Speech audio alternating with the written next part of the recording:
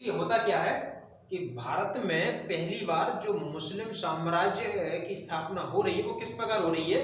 पहली बार जो भारत में मध्यकाल में मोहम्मद साहब के बाद मुस्लिम साम्राज्य को स्थापित करने की होड़ लगी थी उनकी मृत्यु के बाद। तो इसके बाद भारत में पहली बार 712 में मोहम्मद बिन कासिम आया। मोहम्मद बिन कासिम कौन था? ये है अरब। ये क्या है? अरब है यहाँ पर। तो अरब से इस प्रकार से होते हुए इराक के माध्यम ये वाले मार्ग से होते हुए और भारत में उसने जो पहला आक्रमण किया था वो सिंध में किया था। किसने? मोहम्मद बिन कासिम ने। तो सिंध का राजा उस समय था राजा दाहिर। तो दाहिर से उसकी लड़ाई होती है मोहम्मद बिन कासिम की। इसके बाद फिर उसने मुल्तान पर आक्रमण किया था। किसने? मोहम्मद बिन कासिम ने। इसके बाद मोहम्मद बिन कासिम दो क्षेत्रों में युद्ध करके वापस चला जाता है। तो भारत में क्यों आया था? अरब साम्राज्य की स्थापना करने के लिए मोहम्मद बिन कासिम भारत में आक्रमण करता है। तो ये कौन था? अरबी था। ये मोहम्मद बिन कासिम कौन था? ये अरबी था। अरब से ये वाले मार्ग से आता है। ये भारत है, पाकिस्तान है, ये अफगानिस्तान है, ठीक है, ईरान है, ये इराक है, ये अरब है। इस मार्ग से होते हुए ये इस यहाँ पर सिंध पे उसने आक्रमण किया था। दूसरा आक्रमण था उसका मुल्तान पर, वापस चला जाता। अब इसके बाद कहानी दूसरी आरंभ हो रही, तुर्कों की हो रही है आरंभ।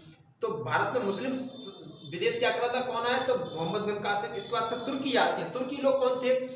ये चाइना का जो पश्चिमी क्षेत्र था ना, यहाँ पर तुर्की एक बर्बर जाति थी।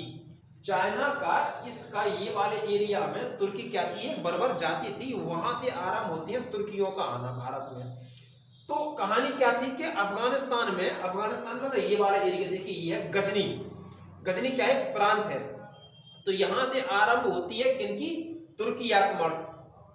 तो अल्पतगीन पहली बार यहाँ पर गजनी में गजनी वंश था और यहां से फिर ये आया कौन? अल्पतगीन। अच्छा, अल्पतगीन कौन था? अल्पतगीन था अब्दुल मलिक का दास। ठीक है, गजनी में अब्दुल मलिक का ये दास था। कौन? अल्पतगीन, जो कि पहला भारत में तुर्की आक्रमणकारी था। ये किस मार्ग से आया था? अल्पतगीन खैबर दर्रा है यहाँ पर, अफगानिस्तान से होते हुए भारत में आया था। ठीक है, अल्पतगीन। तो ये पहला था। ये दूसरा, इसके बाद इसका दास था कौन सा? सुबुक्तगीन इसका दास था। 986 में भारत में आया। इसके बाद ठीक है, सुबुक्तगीन के बाद महमूद गजनवी, ठीक है, ये इसका ज्येष्ठ पुत्र था। किसका? ठीक है, ये सुबुक्तगीन का ज्येष्ठ पुत्र था। कौन? गजनवी। तो गजनवी ने भारत में 17 आक्रमण किए थे। 17 आक्रमण में हुआ ये था कि उसका क्या उद्देश्य था? भारत में अधिक से अधिक धन को लूटना था। ठीक है, किसको? गजनवी को। अब इसके बाद फिर आता है मोहम्मद गौरी, जो कौन था? अच्छा, ये जो थे ये सब गजनी वंश के राजस्थी के शासक थे। अल्पतगीन था, सुबुक्तगीन था, महमूद गजनवी था। ये कौन थे? ये थे गजनी में गजनी वंश के शासक। एक गजनी में यामनी वंश था, उसके शासक थे।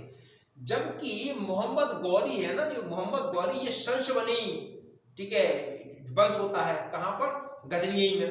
तो गौर क्या थे? गौर क्या था? एक कबीलाई लोग थे। कहां पर? अफगानिस्तान में, गजनी वाले एरिया में। गौर क्या थे? कबीलाई थे। उसका शासक था शहाबुद्दीन मोहम्मद गौरी, ये शासक था उसका कबीलों का। तो इसके बाद ये भारत में आता है, खैबर दर्रा से होती है। इसका देखिए साम्राज्य, जो ब्लू कलर से हमने क्या कर रखा ना, यहाँ पर ये इतना बड़ा साम्राज्य इसने अपना। भारत में तुर्कों का वास्तविक संस्थापक कहा जाता है मोहम्मद गौरी को। ठीक है ना।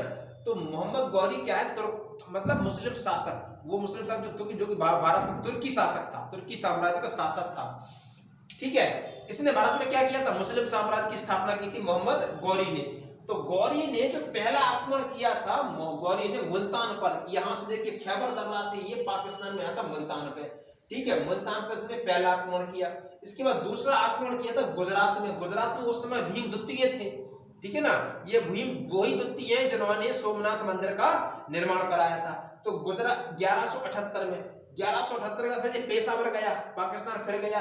पेशावर का पुराना नाम फिरोजपुर। 1179 में आक्रमण किया। फिर जो लाहौर में 1181 में आक्रमण किया, लाहौर ये वाला एरिया। इसके बाद फिर ये आता है कहां पर? पृथ्वीराज चौहान से मुलाकात होती तराइन का युद्ध में। तराइन ये है। ठीक है, 1191-92 में इसने तराइन के युद्ध में, ठीक है, यहाँ पर हालांकि पहला युद्ध वो हार गया था। दूसरे युद्ध में जयचंद को इसने अपने सेना में मिलाकर और पृथ्वीराज को पराजित करता है। इसका इसका गुलाम कौन था? कुतुबुद्दीन ऐबक। इसका सेनापति कौन था? बख्तियार खिलजी था।